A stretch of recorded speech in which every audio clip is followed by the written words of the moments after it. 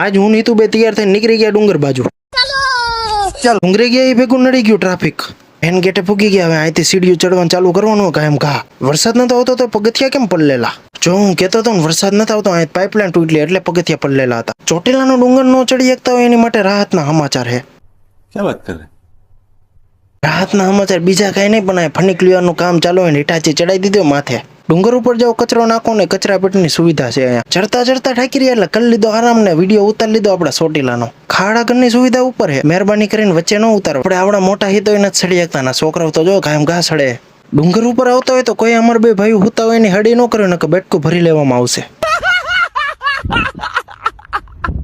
હજી થોડાક ઉપર આવી ગયા. ચોટીલાનો નજારો જોઈ લો અહીંથી. આવો દેખાય કોક દેખ આવો જોઈજો મારા વાલા. આપણે આટલી બધી ચડતા વાર લાગે પા છોકરાઓ કેદી ચડશે ખબર નથી પડતી. તો ભાઈ અગાઉ આવીને ખાડા ઘરમાં ખાડા મૂકી દીધા. ઓલો કરી નાખજો એટલે પાર્ટ 2 આવી જાય ને જાઉન મને દર્શન કરાવી દઉં તમને કાયમ.